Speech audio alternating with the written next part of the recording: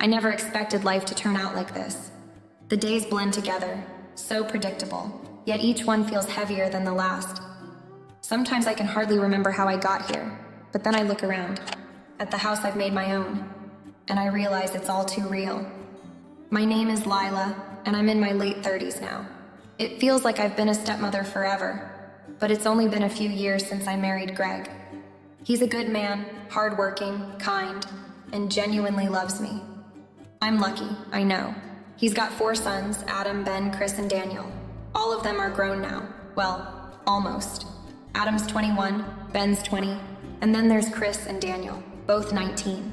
They're all a little older than when I first met them, but in some ways I still see them as the boys they were when I first walked into their lives. At first, I didn't think much of it. I thought, I'm just their dad's wife, nothing more. I'd be the kind, supportive stepmother, and they'd have their space. I never imagined things would get complicated, but as time passed, it became harder to keep the lines between mother and stepmother clear. Greg had a busy schedule, so I ended up spending a lot of time with the boys, especially the younger ones.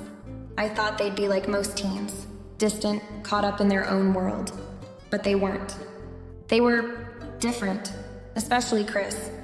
Chris in particular caught my attention more than I cared to admit. He'd always been a quiet kid, the kind who spent more time with his books than with people. But lately something about him had changed. I couldn't quite put my finger on it at first, but I began noticing things, small things at first, that made me start seeing him differently. His shoulders, for example. They used to be narrow, but now they were broadening, muscles growing underneath his t-shirts. He's always been tall, but now he had this presence, this solid, grounded presence, like a man, not a boy. I couldn't ignore the way he carried himself, the way he filled up a room without saying a word. His face, too. There was a maturity in his eyes that hadn't been there before. I didn't want to think about it too much, but I couldn't stop noticing it. It's not just his looks, either. Chris started to act differently around me. At first, I thought it was my imagination, but then I realized that there were moments when he lingered near me a little longer than necessary. His gaze would linger too, and it wasn't the innocent, shy glances I'd come to expect from a teenager.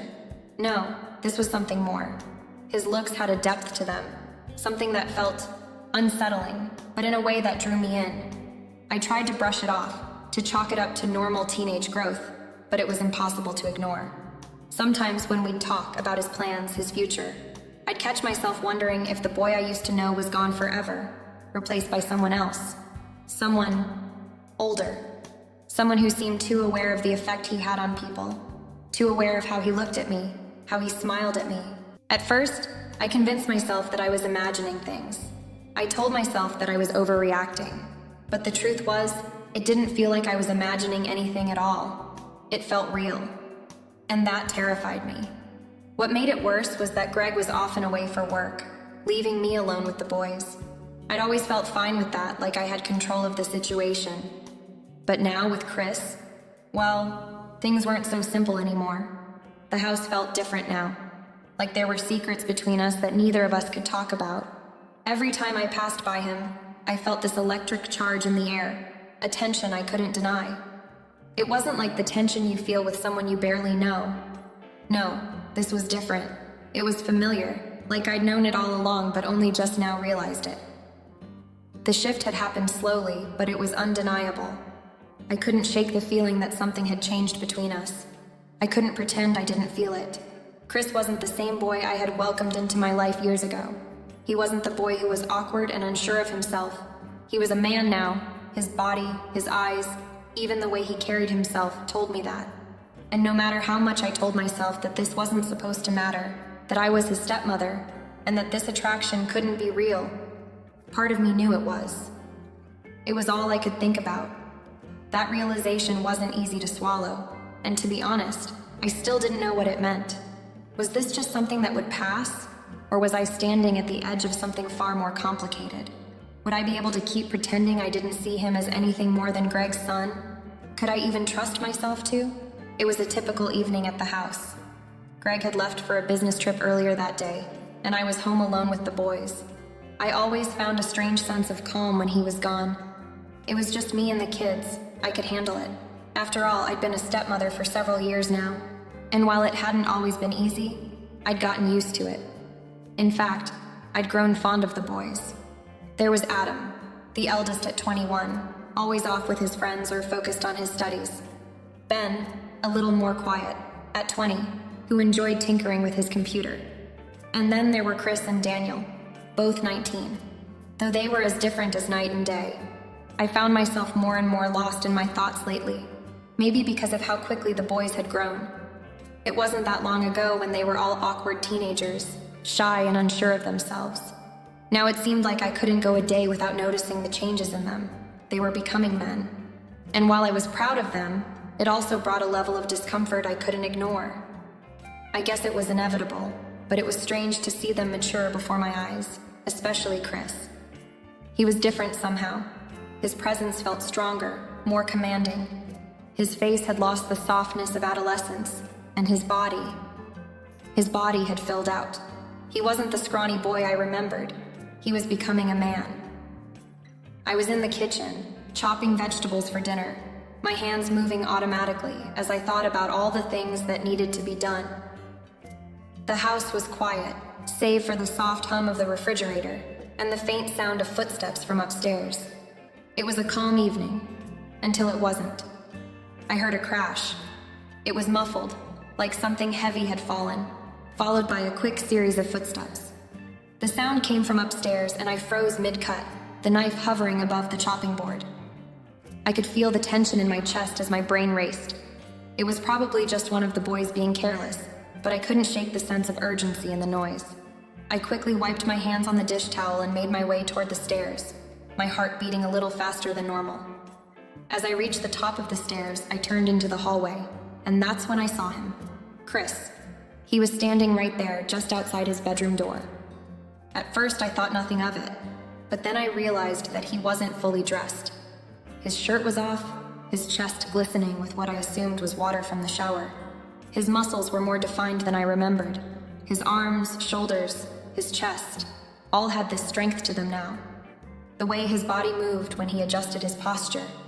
It was so different from the boy I had once seen stumbling around the house, always shy and unsure. For a split second, time seemed to freeze. We locked eyes. I was caught off guard by the intensity of his gaze. It wasn't like before when he was younger and more awkward around me. No, this time was different. There was something about the way he looked at me. His eyes were steady, and there was a subtle confidence in his stance. It was almost like he knew how I was reacting to him, even if I wasn't sure how to react myself. For a moment, I stood there, frozen in place. My breath caught in my throat. I could feel my face flush as I quickly looked away. My heart was racing, and I wasn't sure why. It was just Chris, just my husband's son. But the way I felt in that moment was anything but normal. He was still young, just 19, but there was a shift in him that I couldn't ignore. The man he was becoming was right in front of me, and it was impossible to overlook it. His presence, his physique, it was like he was no longer a boy, but a man, and that realization hit me hard. I cleared my throat, trying to push away the unease bubbling up inside me. "Chris," I said, my voice coming out more breathless than I intended. You didn't hear me coming?" He blinked at me, then shrugged nonchalantly. "No, guess not. Sorry, I didn't think anyone was home yet," he said, a hint of a smile playing on his lips. I nodded quickly, feeling heat rise in my cheeks. "It's fine," I said, the words coming out far too quickly, as if I was trying to convince both him and myself that this was all normal. But it didn't feel normal, not anymore. I turned around as quickly as I could, eager to escape the strange tension in the hallway. My mind was spinning as I made my way back to the kitchen. I had no idea what had just happened. I couldn't shake the image of him from my mind, his chest, his body, his gaze. I tried to tell myself it was nothing, just a random moment that didn't mean anything. But the more I tried to brush it off, the more my mind kept returning to it. Chris was becoming a man. A very attractive man, it seemed. And I wasn't sure how I was supposed to handle that. I was his stepmother, for crying out loud. This wasn't supposed to happen. But every time I closed my eyes, I saw him standing there in the hallway, looking at me like he knew something I didn't. Like he knew how this moment would affect me. I busied myself with dinner, hoping the task would distract me from the images in my mind, but nothing seemed to work. The tension between us, between me and him, was growing, and I couldn't ignore it anymore. It was there, thick in the air, and I wasn't sure how much longer I could pretend it wasn't. The shift in our dynamic had started. I could feel it, and so could he. It was only a matter of time before things would come to a head. That evening, after dinner, the house was quieter than usual. Adam and Ben had retreated to their rooms, and Daniel was out with friends. The silence hung in the air, thick with an energy I couldn't shake. My thoughts kept drifting back to Chris and that brief moment we had shared earlier. His presence, the way he looked at me. It was like everything had shifted, and yet nothing had been spoken aloud. I couldn't stop thinking about it, about how my body had reacted, how my heart had skipped a beat. It was disorienting, to say the least. I tried to focus on the usual evening routine, cleaning up in the kitchen, organizing the mess from dinner, but the thoughts wouldn't leave me. I felt restless, uneasy. It was like I couldn't breathe properly, like something heavy was pressing down on my chest. It had to be the stress of the day, the tension in the house, the boys growing up so fast. That was it, right? It wasn't anything more, but I couldn't deny what I felt. As I dried the dishes, I heard footsteps behind me. I turned to find Chris standing in the doorway, his expression unreadable. He was still in his jeans from earlier, but his shirt was back on now, and he seemed different. There was a quiet confidence in the way he held himself, something that wasn't there before. "Hey," he said, his voice low and steady. It was the same voice, but there was a new depth to it now, a new weight. It sent a shiver down my spine, and I had to fight the urge to look away. "Hey, Chris," I said, trying to keep my tone even. "What's up?" He stepped into the kitchen, the floor creaking under his weight, and I couldn't help but notice how he moved, how everything about him felt bigger, more pronounced. His presence was more commanding, and I couldn't help but feel the tension between us build. "I was thinking about what happened earlier," he said, his eyes meeting mine with an intensity that made my stomach flutter. "About, when I was in the hallway." I froze, my breath catching in my throat. He was bringing it up. The moment I had tried to push away, to ignore, he was acknowledging it. "I didn't mean to make you uncomfortable," he continued, his voice soft but steady. "But I think you felt it too. There's something between us, isn't there?" I couldn't respond immediately.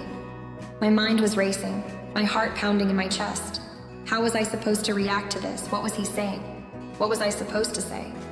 Chris took a step closer, and I could smell the faint scent of his cologne mixed with the lingering warmth of his body. It was intoxicating. I could feel the heat rise in my face, my pulse quickening. "I don't know what this is," he said, his voice low, almost a whisper. "But I've been feeling it for a while now, the way things have changed between us. I can see it in your eyes. You're not blind. You know what I'm talking about." I swallowed hard, my throat dry, trying to keep my composure. The words he was saying were hitting me like a tidal wave. How had he known? How had he sensed what I'd been feeling, but too afraid to admit to myself? I shook my head slightly, trying to distance myself from the intensity of the moment. "Chris," I said softly, my voice shaky. This can't happen. I'm your stepmother." I paused, unsure of what I was even saying. The words didn't feel right in my mouth. I knew I was supposed to be the adult here, to set boundaries, to keep everything in its place. But every fiber of my being was telling me something different. He didn't back down. Instead, he took another step toward me, closing the distance between us. "I know," he said quietly, his voice thick with something deeper. "But I can't ignore it anymore, and I don't think you can either." His words hit me hard, like a slap to the face, yet they also felt like a revelation. He wasn't wrong. I had been feeling it too. It was there, undeniable, a pull that I couldn't explain. The way he looked at me, the way my body reacted when he was near. It was all too much. I stood there, frozen, unsure of how to respond.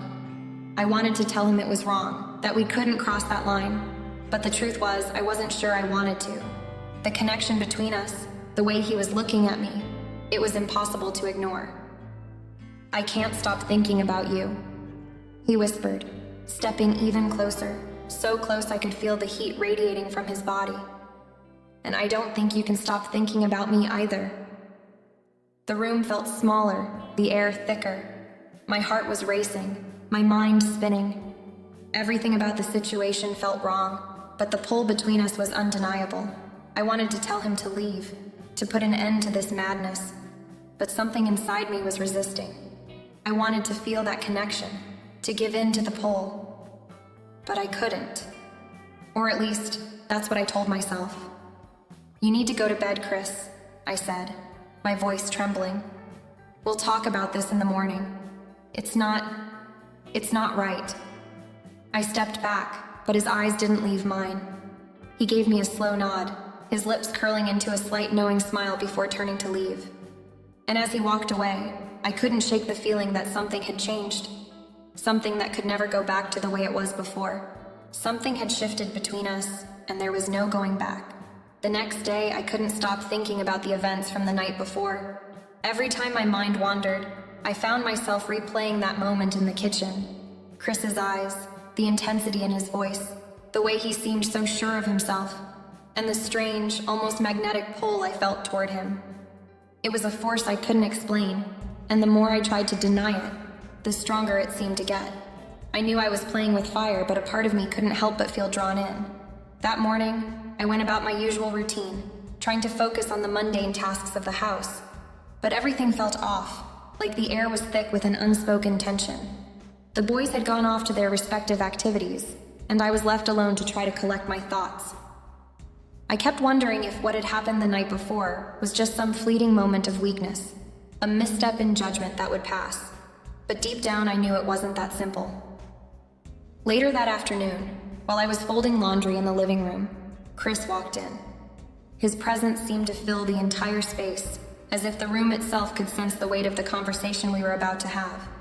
I looked up at him, and for a moment neither of us said anything. His gaze was steady, and the look in his eyes made my stomach flip. There was something different about him today. He seemed more grown up, more self-assured.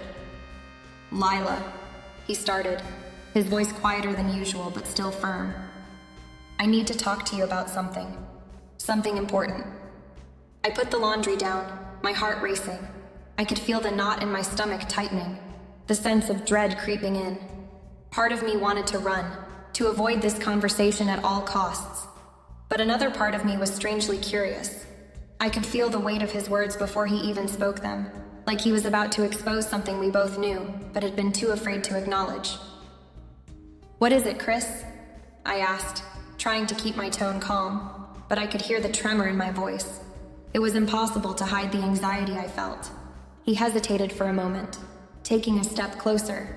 His eyes never left mine, and I felt like the room was closing in around us. Then, finally, he spoke again, his words carrying a heaviness that made my heart skip a beat. "I've been thinking about last night," he said, his voice barely above a whisper, "about what happened between us. And I need to be honest with you because I can't keep pretending anymore. I can't ignore what I feel." I felt a chill run down my spine. It was as if the ground had shifted beneath me, and I was falling, unable to stop it. My heart raced. My mind spun in 1,000 directions. I tried to speak, to say something, but no words came out. I couldn't even make sense of what he was saying. Chris took another step forward, his face inches from mine. "Lila, I need you to understand. I've been feeling this way for a long time now, ever since I hit that point where I stopped being a kid and started to feel like a man. I couldn't stop thinking about you. The way you look at me, the way you talk to me, it's different. I know you feel it too." His words hit me like a slap, a hard reality that I wasn't ready to face. I wanted to deny it. I wanted to tell him he was wrong, to shut it all down before it could escalate any further. But deep down, I knew it wasn't that simple. I could feel the weight of what he was saying, the truth that had been lurking beneath the surface for so long. "I can't stop thinking about you, Lila," Chris continued, his voice growing more desperate. "And I don't want to hide it anymore. I know this isn't right, but I can't help what I feel." I felt a lump form in my throat, my pulse pounding in my ears. The room felt suffocating, the air thick with the tension between us. I didn't know how to respond, didn't know what to say. Everything inside me screamed that this was wrong, that I should push him away, put up a wall and never look back. But my body betrayed me. The pull I felt toward him was undeniable.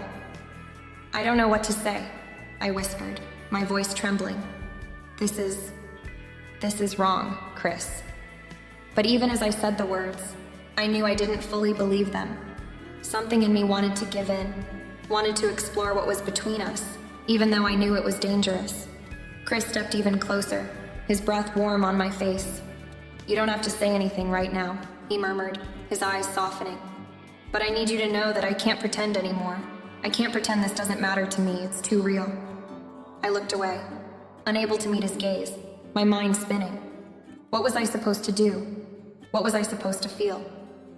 "I never meant for this to happen," Chris said quietly as if reading my mind. "But now that it has, I can't go back. I can't act like it's not there. And I think you feel the same way, Lila. I think you've been feeling it too." The words hung in the air between us, heavy and undeniable. I couldn't bring myself to respond, couldn't find the strength to push him away. I was caught in a storm of emotions: guilt, confusion, desire, fear, and I didn't know how to escape it. For a long moment, neither of us said anything. The silence stretched on, thick and oppressive. Finally, Chris broke it, his voice barely above a whisper. "I just needed you to know. Whatever happens after this, I needed you to know that I'm not pretending anymore." I stood there, frozen, unable to speak. All I could do was nod, even though I didn't know what the future held. I didn't know what to do with the truth he had just laid bare, and I didn't know what it meant for me, for us, for everything. But deep down, I knew that something had changed, and I couldn't ignore it. The days that followed were a blur of conflicting emotions. I felt like I was walking a tightrope, trying to balance on a line that seemed to grow thinner with every passing hour. The weight of Chris's confession hung over me like a storm cloud, casting shadows over everything I did. I couldn't escape it, no matter how hard I tried. Every time I saw him, I felt that same tension between us, like an electric charge in the air. I couldn't avoid the reality of what was happening, even though I wished I could. The truth was, I was deeply unsettled. Part of me wanted to shut it all down, to take control of the situation and put up walls to keep myself safe. But another part of me, the part I wasn't ready to confront, was drawn to him. I couldn't deny that I felt something for Chris, something that went beyond the boundaries of what I was supposed to feel. The attraction was undeniable, a magnetic force that pulled me toward him, and every time he looked at me with that knowing gaze, I felt weak, exposed. I kept asking myself what was wrong with me. I'd spent my entire adult life building a sense of control, of stability, and now it felt like everything I knew was slipping through my fingers. Chris wasn't just some boy anymore. He had changed. His body had grown stronger, more defined, and with it, his presence had become impossible to ignore. He wasn't the same boy I'd known when I first met Greg. He was a man now. At least, he seemed to think so. And maybe I did too. I was trying to hold on to my role in this family, to be the woman who kept the house running, the one who took care of everything. But the lines were becoming increasingly blurred. As the days passed, I found myself slipping into a different version of myself when I was around Chris. It was like there were two Lilas now. One who was the responsible, mature stepmother, and one who was a woman caught in a web of desire and confusion. It was a dangerous game, and I knew it. But every time I saw Chris, every time he spoke to me with that voice that seemed so much older than his years, I felt myself unraveling. The power dynamics between us had shifted, and I was struggling to keep my balance. When we were alone, the air between us seemed thick with unspoken words, and every look, every gesture, felt charged with meaning. I couldn't ignore it, no matter how hard I tried. I kept thinking back to the first time I'd noticed him in that way, when he was no longer a boy but a man standing in front of me. His body, his presence, everything about him screamed maturity. He had that self-assurance now, that quiet confidence that made him seem so much older than his actual age. He was becoming someone I couldn't ignore, and the worst part was that I didn't want to. At night, when I lay awake in bed, my mind would race. I'd replay every moment we had spent together, every glance, every conversation, trying to make sense of what was happening. I could feel the pull, the way my body responded to his presence. It terrified me, but it also exhilarated me. It was like walking on the edge of a cliff, knowing that if I took one more step, I would fall. And I wasn't sure if I wanted to stop myself from falling. But I knew the consequences. If I let this continue, if I gave in to the attraction, it would destroy everything I had worked for. My marriage with Greg, the stability I had built with the boys, the trust that had been so carefully nurtured, all of it would come crashing down. Yet, in the quiet of the night, when I was alone with my thoughts, I couldn't help but wonder if I had already crossed that line. It was a game of power and submission, but the rules weren't clear. I couldn't tell if I was the one losing control, or if Chris was pulling me into a situation I wasn't prepared for. Every time we were together, I felt the balance shifting, like I was being drawn into a world I didn't fully understand, but couldn't seem to escape. I was no longer sure if I was the one in control, or if I had already given that power to him. I hated the way I felt when he was near me. I hated the way he made me question everything I knew about myself. But more than anything, I hated that I didn't want to stop. It was a battle I couldn't win, no matter how hard I fought against it. The weeks that followed felt like an eternity, each day dragging on, yet somehow moving too quickly all at once. The tension between Chris and me became more suffocating, building like a storm on the horizon that was growing closer with every passing moment. It wasn't just in the air. It was in every look, every word that lingered too long, every accidental touch. The smallest moments were magnified, stretched to their breaking points. And it wasn't just about the way he looked at me anymore. It was the way we shared silences, the way he seemed to know exactly how to make me feel unsettled, drawn to him without saying a word. At first, I thought it was just my imagination. I told myself I was being paranoid, that I was reading into things that weren't really there. But deep down, I knew better. I could feel it in my chest, in the pit of my stomach, that this wasn't just in my head. There was something real happening between us, something I couldn't escape, no matter how hard I tried. It was like the world around us had become distorted, like everything that had once been clear and familiar had started to fade into a blurry haze, leaving only the two of us in sharp focus. And the longer I ignored it, the more it consumed me. Every time Greg left the house, the air would shift, like some invisible wall had come down. I would catch myself watching Chris more closely, noticing things about him that I never had before. The way his body had started to fill out over the past few months, his muscles more defined, his posture more confident, the easy way he moved through the house. It was impossible not to notice the way he carried himself now, so different from the boy I had once met. The playful, carefree young man was now a presence, someone who commanded attention without even trying. And what was worse was that I couldn't stop myself from admiring him, from feeling that pull in my chest when he would walk into the room. It didn't help that we started having more private moments, just the two of us. Greg's work schedule kept him out more often, and the house felt like it belonged to us. I began to realize that the space between us had shrunk, that the lines between stepmother and stepson were becoming dangerously blurred. It wasn't just the way he would look at me anymore. It was the way he spoke to me, the way his voice seemed to linger on my name a little longer than necessary, the way he would sometimes lean just a little too close when he passed by. Each time my heart would race, my breath would catch, and I would have to turn away, pretending everything was fine, pretending I wasn't feeling what I knew I was feeling.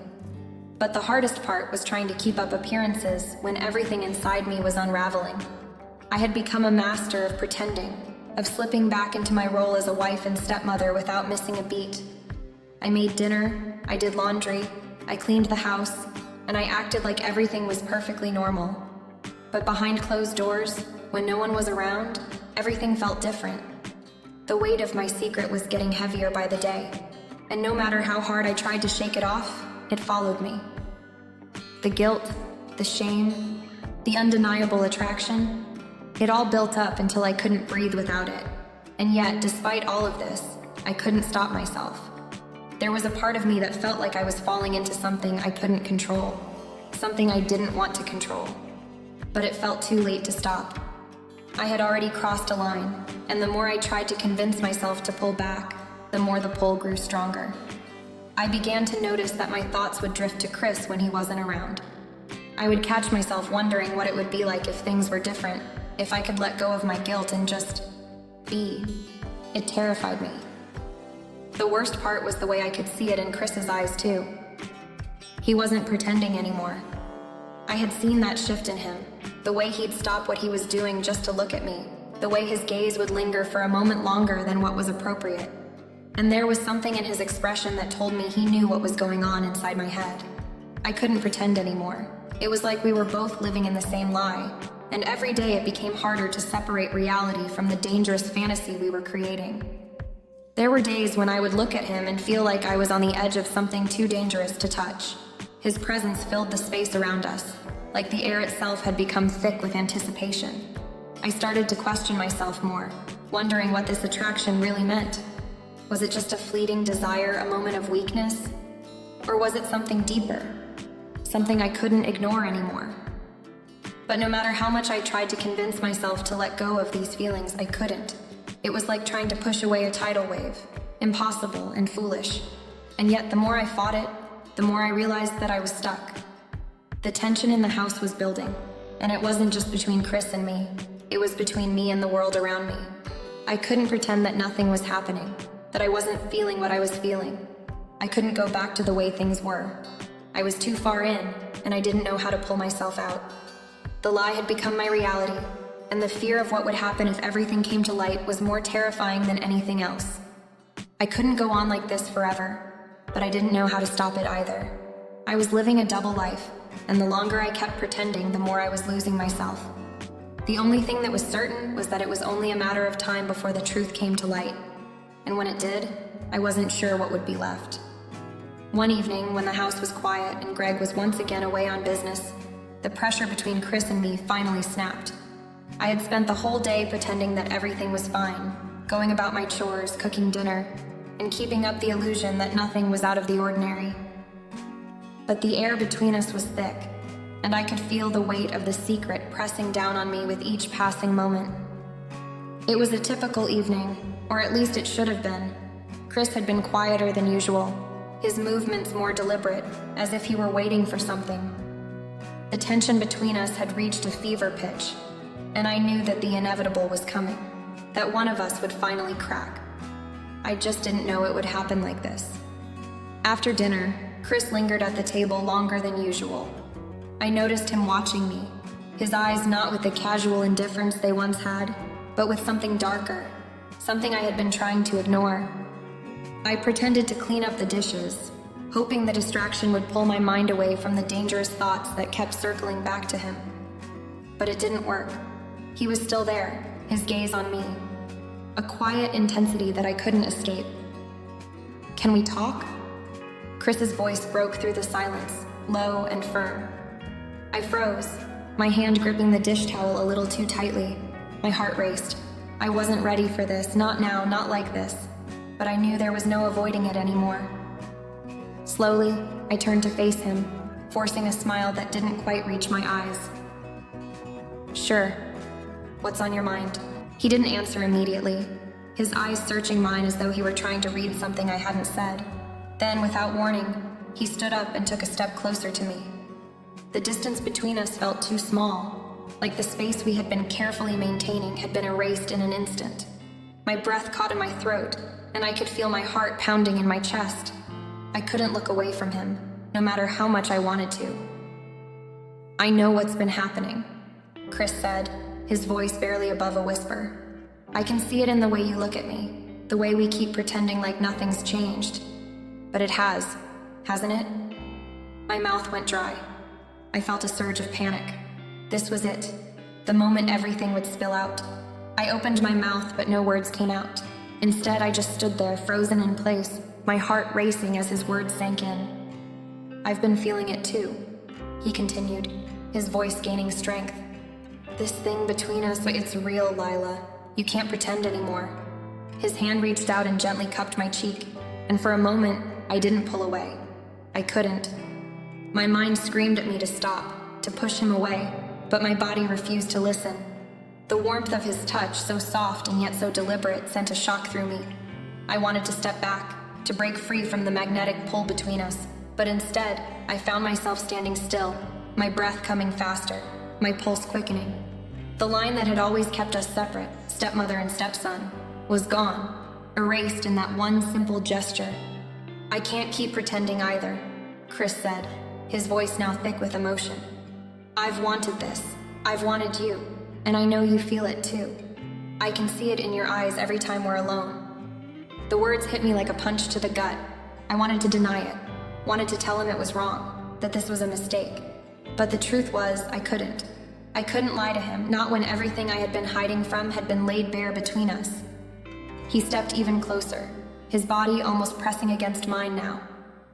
"I don't want to wait anymore," he whispered, his lips brushing against my ear. I could feel the heat of his breath, the weight of his words, and I knew in that moment that there was no going back. Before I had time to fully process what was happening, Chris's lips were on mine. The kiss was everything I had feared it would be, electric, intense, and completely out of my control. I didn't pull away. Instead, I kissed him back, giving in to the raw, overwhelming desire that had been building between us for so long. The world around us disappeared, the house, the guilt, the consequences. All of it faded into the background as I melted into him. It was like we were two people in a world of our own, and for a few brief moments, nothing else mattered. All the confusion, all the shame, it didn't exist in that kiss. There was only the overwhelming need that surged between us, pulling us closer, deeper into the abyss. When we finally pulled away, gasping for air, I was dizzy. My head spun and I could barely catch my breath. But the look in Chris's eyes told me everything I needed to know. We had crossed a line, and neither of us knew how to come back from it. "I don't regret it," he said quietly, his fingers still tracing my jaw. "I don't think I ever will." And in that moment, I knew I was trapped. The weight of the secret became unbearable. Every day felt like I was walking a tightrope, each step more precarious than the last. I couldn't escape the reality of what had happened, no matter how much I tried to bury it deep within myself. The tension in the house was palpable. Chris and I no longer had the luxury of pretending we hadn't crossed a line. Each stolen glance, each moment we shared in silence, only deepened the chasm between me and Greg. And every time I saw Greg, the guilt threatened to choke me. The nights were the hardest. I would lie next to him, feeling his steady breath against my skin, listening to the sound of his heart. And yet, I couldn't shake the feeling that I was lying to him, living a lie in plain sight. My hands would tremble under the covers, my mind racing with questions I didn't want to answer. How could I continue pretending? How could I look him in the eye when I knew I had betrayed him? When I had allowed something to happen that should never have even crossed my mind? It was impossible to reconcile the woman I had been with, the woman I had become in those stolen moments with Chris. Every time I saw Chris now, a rush of emotions flooded through me. There was an undeniable attraction, a deep pull that I couldn't resist no matter how hard I tried. But there was also guilt, crippling, suffocating guilt. What had we done? What kind of person had I become? I had spent my whole life trying to maintain control, trying to protect this family, but now, with every passing second, I was falling further from grace. I knew what we had done was wrong, but there was a part of me that was almost addicted to it, addicted to the closeness, to the forbidden nature of what had happened between us. I couldn't stop thinking about Chris's confession, his words ringing in my ears. "I've wanted you for so long." The words echoed in my mind, feeding the confusion that had been building inside me. But that wasn't just about desire, was it? There was something more, something deeper. I could see it in his eyes, feel it in his touch. The bond between us, the connection was undeniable. But it was dangerous, it was wrong, and it was tearing me apart. I kept replaying the night of the kiss over and over in my mind. The way his lips had pressed against mine, the raw intensity of it, the way my body had responded against my will. I had never felt so alive, and yet I had never felt so ashamed. Was I willing to risk everything for that feeling? Was it worth destroying everything I had for one moment of passion? One moment of surrender to something that could never be? I thought about Greg, how much he loved me, how much he had trusted me. The thought of losing him, of losing the life we had built together was enough to make my heart ache. He deserved better than this. But did he deserve the truth? Or would it be kinder to keep quiet, to protect him from the devastation that was sure to come once he found out? How could I confess something so monstrous without breaking him? How could I destroy everything in one breath? The more I thought about it, the more the dilemma ate at me. Should I confess, tell Greg everything, rip the mask off and expose the ugly truth, knowing that it would shatter our lives? Or should I stay silent, bury the truth deep inside, and continue living the lie, hoping that it wouldn't catch up to me before I was ready to face it? I couldn't go on like this forever, but the idea of facing the consequences of my actions, of hurting Greg, of seeing the heartbreak in his eyes, those were consequences I wasn't sure I could bear. And then there was Chris. What would happen to us if I confessed? Would he be angry at me for breaking the silence? Would he feel betrayed? Or would he push for something more? Something I wasn't sure I could handle? It was clear that we had crossed a line, and there was no going back. But where would that leave us? Could we go back to being a family, a functional one, after all that had transpired between us? Could I ever look at Chris the same way again? Could I ever look at myself the same way? The house felt like a prison, the walls closing in on me. Every room seemed to echo with the silence, with the unspoken truth that loomed over all of us. I wanted to scream, to run away from it all, but there was nowhere to hide. The weight of the secret was inescapable, and I knew that the longer I waited, the more it would eat away at me. At night, when I lay in bed beside Greg, I would stare at the ceiling, unable to sleep. The guilt gnawed at me, but so did the fear. If I told him, would he hate me forever? Would he leave me? Would I lose everything? The thought of losing him, losing the life we had built together, was almost too much to bear. But the thought of living with this secret forever, knowing that it was poisoning me, that it was slowly killing me inside, was worse. I couldn't escape it. The decision was coming, whether I was ready or not. And every moment I spent avoiding it only made the inevitable more painful.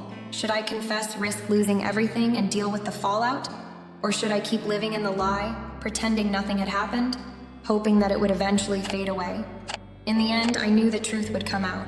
It always does. The question was whether I was strong enough to face it. Would I be able to handle the consequences, or would they consume me?